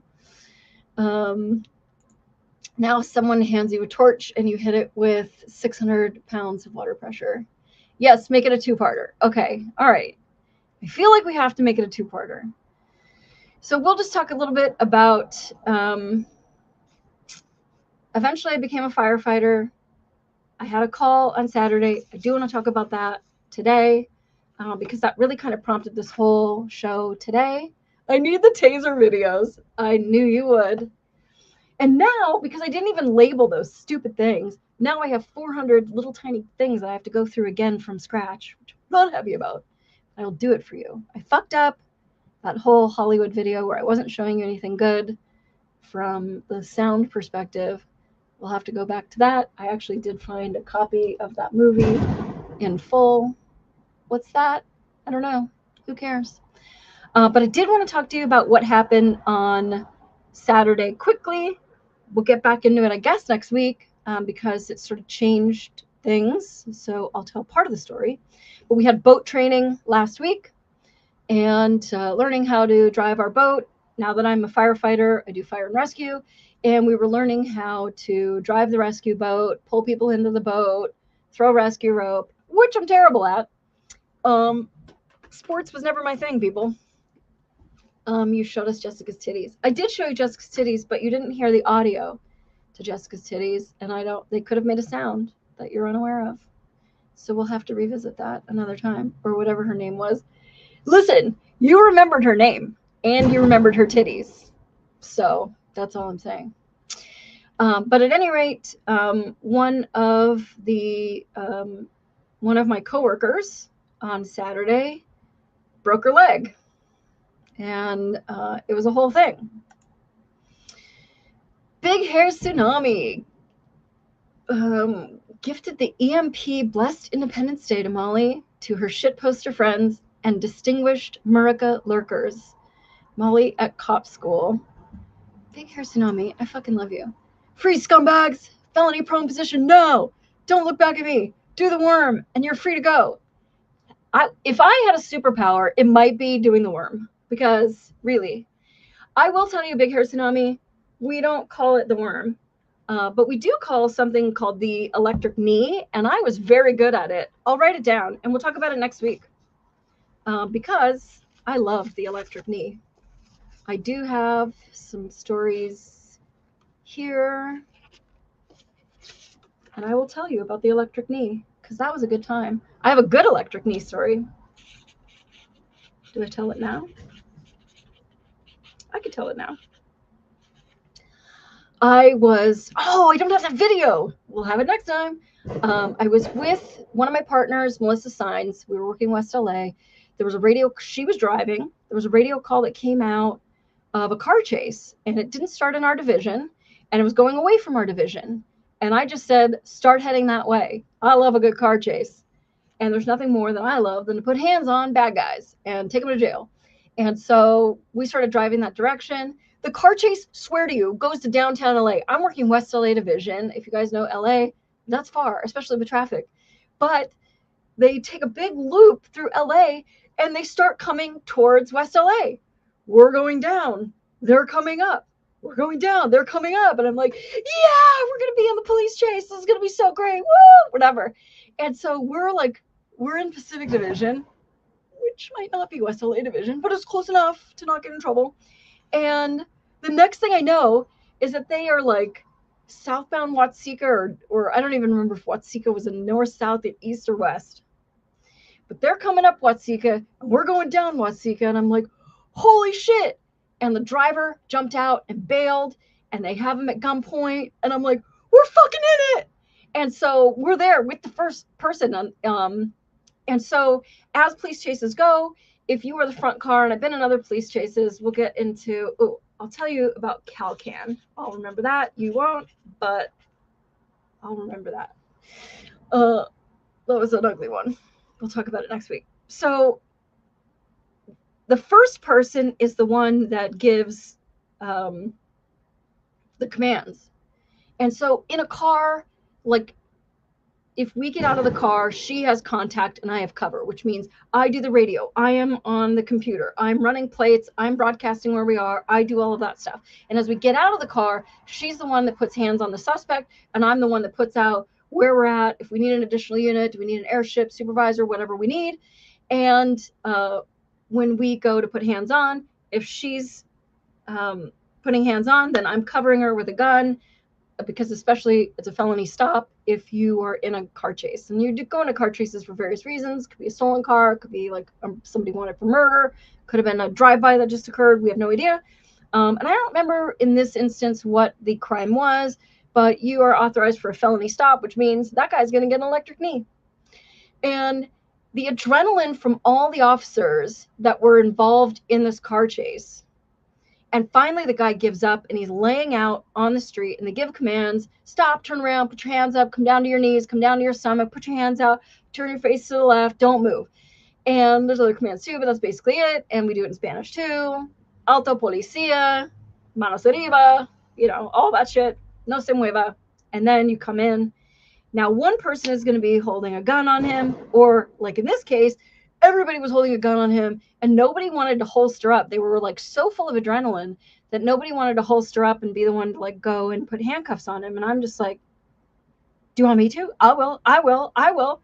And so I ended up being the one that gets to go and put the electric knee on him, which basically means you land on him with 3 points of contact, with your knee on their back, your hand on the top of their back, and your other hand on their outstretched arm, so that way they can't roll on you like an alligator.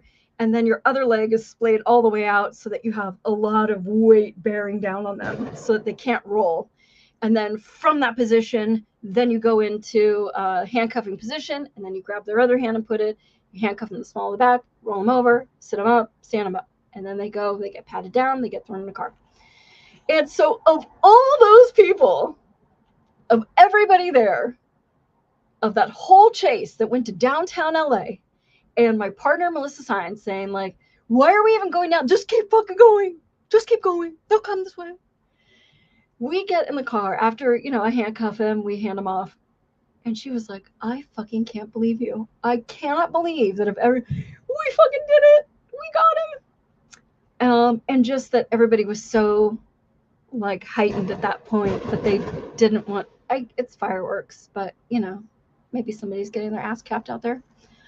Also smart not to do it in water because that's the alligators. Yeah, we don't have alligators in Los Angeles. There's like one named Reggie at the LA Zoo. He's pretty harmless. So I do have a lot of those stories, but we only have like 15 minutes to go. So I will save some of the crazy stories. But Becky broke her leg, and that's a whole thing. We'll talk about it next week. And we'll talk about what I did when Becky broke her leg and how that is going to potentially change what's going to happen from now on with me. So I do have good stories, but I think I just wanted, as I promised with this thing, the weird thing about having this stress is, one, you just get beaten down and you have so many things that are like constantly going on that you don't get that excited about stuff, which isn't to say that you don't have like a hyper awareness and that hyper vigilance. Like you can take the girl out of the ghetto, but you can't take the ghetto out of the girl. Today even, I went and I bought a gargoyle from this lady, and I went to go open my passenger door, but I have wired my car so that my passenger door doesn't unlock unless I want it to unlock. Because when you're from LA, you don't want people just opening your fucking car door and getting in your car. And even though now I'm safely in the Midwest, it's not so safe. So in my mind, I am still like hyper aware of shit. And I still don't sit with my back to doors. And it's hard to go to a restaurant and give somebody a view of the door. Like that's where I want to sit. I want to make sure that everything is okay, even though I haven't been a police officer for 6 years or something. It's still like in you. I still see a car or a guy and I know that's stolen. He's got a warrant. Like there's just still is that spidey sense that I learned as a police officer, and that stress, like you kind of just get used to it. I don't really know how to explain it, but it's like when officers get PTSD, and I think they say that like up to 30% of first responders get PTSD. It's not from one particular event. It is from like cumulative events of seeing so many things. And we'll get into some more of my stories next week, but I saw my first dead body as a horrific suicide. My very first week and a half that I was on the job. We'll tell that story next week, I guess. And that's surreal, like to go from just being like a punk rocker that is at nightclubs and hanging out with friends and stuff to like being in people's lives. That family's life is very fucking different. Seeing a side of people's lives, being put in a position of not just like power against people, which is an odd thing, but the expertise and trust that people have in you to do something about it when horrible, horrible things happen to them. And I mean, I've been in a position of not being able to hug a rape victim because she was still getting tested at the hospital, and knowing that as a human she needs that right now, but knowing that forensically this needs to go to court and I don't need some felon's DNA that I have on me from arresting him 2 hours ago to transfer into her when they're going to put her swabs into CODIS to find out who did this to her. That's kind of surreal. And interviewing people that, you know, just run a tiny mom and pop store that just had a gun put in their face for $40. And taking people trying to get dying declarations after somebody put a hatchet in his head, and going to the hospital with people with gunshot wounds, having people die right in front of my eyes, having people throw up and shit in your car. Like there's just, it's a side of humanity that is a little bit addictive. And when I moved to Michigan, I think I thought, you know, I'll do it for Grand Rapids. And I was horrified because although the job should be the same, their approach to it was so different and their work ethic was so different. I mean, there were good officers there too. I've talked about Grand Rapids. There were some really great officers that came to work every day to do the right thing. And I would work with them again. But as an organization, not taking care of your bad apples, then the whole organization isn't trustworthy. And I couldn't work there any longer. And then I didn't know what to do. And I was unemployed and they were giving me a bad reference. And I had all this great experience. I was a detective. I worked major assault crimes when I left there. I've got some good stories from that, some horrible photos. I don't know that I do those just because there's dead bodies and stuff involved. I don't know that people have the stomach for it. Cops' phones are not for everyone. But just being a part of people's lives during heartbreak and injuries and crime, it's very different. And what they say is that these first responders get like thrill seeking. And I think that's interesting to me because I am like the least thrill seeking person that I know. I don't want anything to do with anything. I like life safe. I like to eat the same frozen bean burrito. I am not a thrill seeker. I don't gamble. I don't drink. I just like to live my tofu lifestyle. So, but then getting a job as a secretary with a fire department and just being like, well, this sucks. And deciding now at almost 52 years old, just made engineer on the fire truck, went through fire academy, and I can now drive the 44-foot ladder truck. Why would I do that? I don't know. Maybe there's something to it. I think one is like purpose, like I really liked helping people. And although as a firefighter, I can honestly say I don't feel like I help people in the same way that I helped people as a cop. I break shit, I save their property, but I don't really feel like I'm affecting the quality of their life or minimizing trauma to them in the way that I did as a cop. Being a cop was so fucking personal. So we'll get into some of those stories next week. I guess we'll get into some fire stories too, as we're running out of time. We've all seen Your Basement, Miss Tofu. Look, I'm not saying that I'm boring. I'm just saying that I'm very predictable. And that's okay with me. I'm okay disappointing you. But, overworking, I definitely did that at LAPD. I signed up for a lot of overtime. And as a detective, you just get called in. We got your dude on a roof. The airship's overhead. We're going in with K9. We need you to come write the warrant. Like, fuck. Loved that job. Stayed late.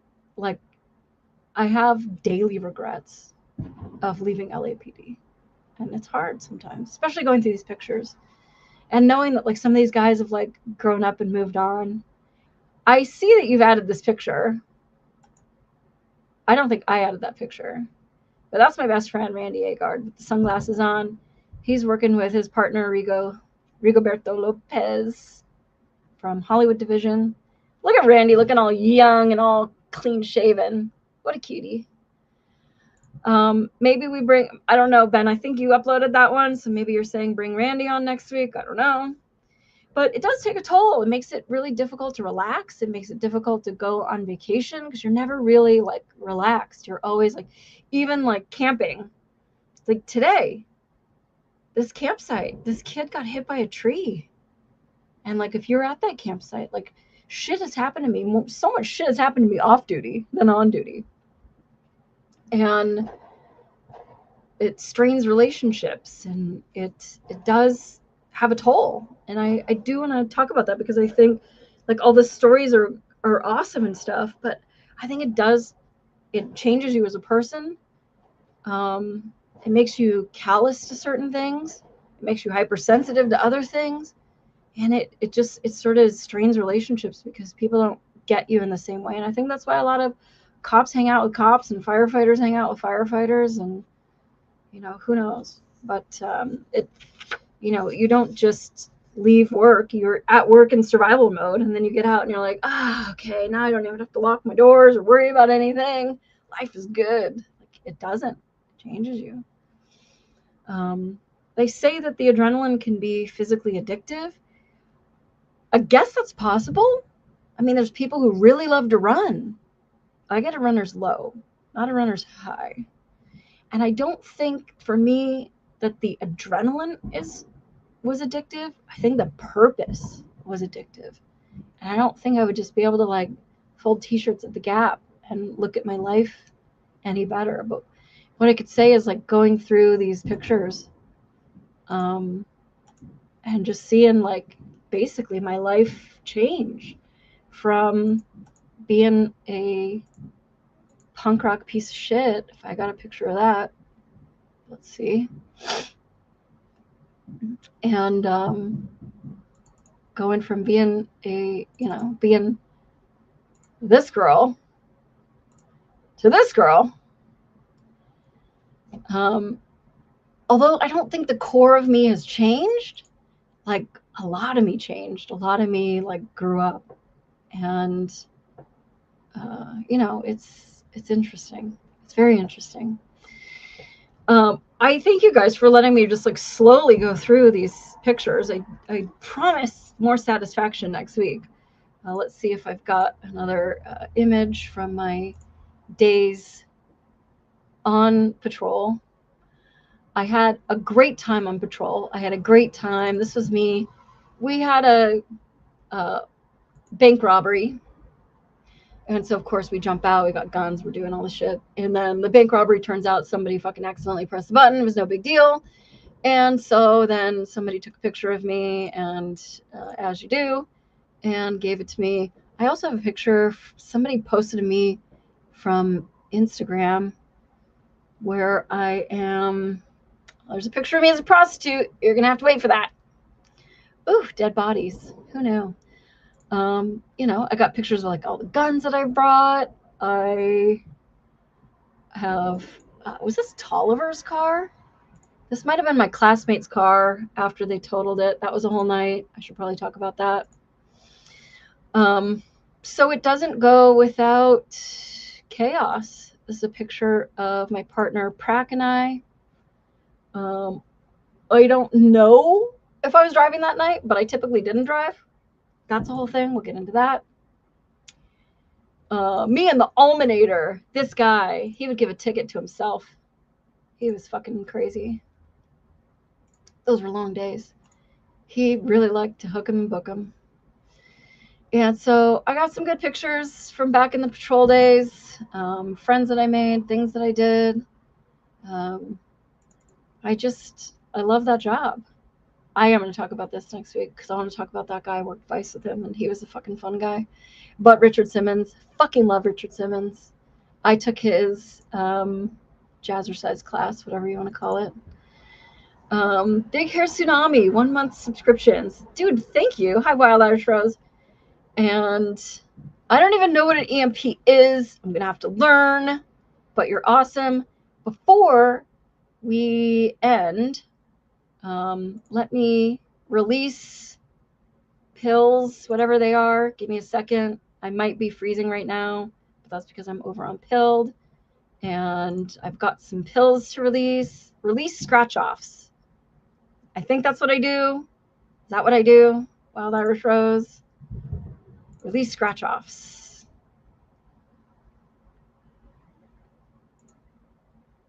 Is that all I do? Scratch and released. Okay. Hopefully, I think my mom loved Richard. She had Sweating to the Oldies on VHS. There's no greater. I fucking loved Richard Simmons. Talk about service to the community. That man dedicated his life to other people and was just amazing. I fucking love him. One of my favorite YouTubers, seems some stuff is familiar. Someday you should interview him. I will look at that, Pammy. So hopefully I'll be able to see that in the chat afterwards. And Wild Irish Rose won 17 gold pills from the scratch-in. Hopefully that's like good. I don't really know. I am just a poser. Actually, I found one of my friends from the old punk rock days. He's a fucking legend. I might have him on. He's so fucking cool. And he's still friends with everybody from back in the day, which I just think is awesome. And he sent me this thing today, a meme. According to Japanese legend, when you cannot sleep at night, it means that you are a poser. So that's good. And I said, fuck, I guess I'm a poser. And Bill Me Later won 14 gold pills from the scratch-in. Cool. This is the first time. Poser, yes. Total poser. This is the first time I think I've successfully released pills. An EMP is $100. That's not possible. That's not possible. Oh, my camera's unplugged. What did I do? That's not possible. Is that possible? Big Hair Tsunami, you're going to make me cry right now. You know it fucking... Stop! Put your wallet down. Drop the fucking wallet. Really? Thank you. Wow. Thank you. Holy shit. Well, okay. Next week, I'll get my shit together. Hopefully it won't be so fucking hot. Make sure you hydrate. Hydrate. I also got zucked today on Instagram. I'm just still floored. Yeah, Big Hair Tsunami is an amazing supporter of Pilled. Yes. He's amazing. If it's he, like this mystery person that I don't know. If I was a detective, I would be trying to figure it out, the mystery of Big Hair Tsunami. But Yes, I got zucked today. I'm not allowed to post links for a month because I posted my link. I don't know how that is. I do have some shows in the works, but I think it's worth doing a second one to talk about some of the crazier stories. I'm sorry that I'm so long-winded, but I feel like you got to go through 6 months of my life, and that academy, like, I didn't know that I had that in me. When somebody dared me to join the police academy, I didn't think that I'd be a 52-year-old woman crying about what I've accomplished in my life. Every job I had before that was like how much money I made my boss or how much time I saved my boss. And I didn't really have a lot of purpose. I really love helping people. Anyway, fuck you guys. If you could leave a heart or a thumbs up to let me know that you give a shit about this content, whatever. I'm still going to do a part 2 next week because of you guys saying that you want to see it next week. I got some fun stories about booby-trapped houses and car chases and probably more electric knees, and a lot of humor and some scary stories that I went through because I think just talking about the adrenaline and sort of how it changes you and stuff and where I'm going now, because I'm at a little bit of a crossroads in my career right now, I can say. And I wanted to run something by you that my boss doesn't know about yet. So he still won't know next week. It's been a crazy week at work with Becky getting her leg broken. I wanted to add to it. So, but I will let you guys all go to bed. And thank you guys for spending another fucking Friday night with me. Love you guys. And I will, I guess, end here. Maybe we'll just have one more picture for the road. You want that prostitute picture, don't you? Well, you're not getting it. You are not getting that prostitute picture. But here is my graduation photo. I guess that's a good place to leave it.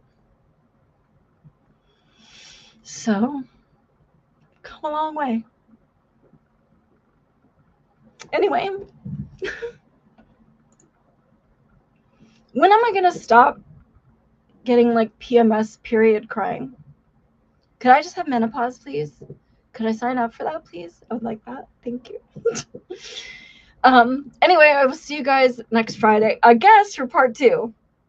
I'm sorry that I'm so long-winded, but I think taser videos are fucking worth it. So I love you guys, and I will see you next week. Help me, Obi-Wan Kenobi. You're my only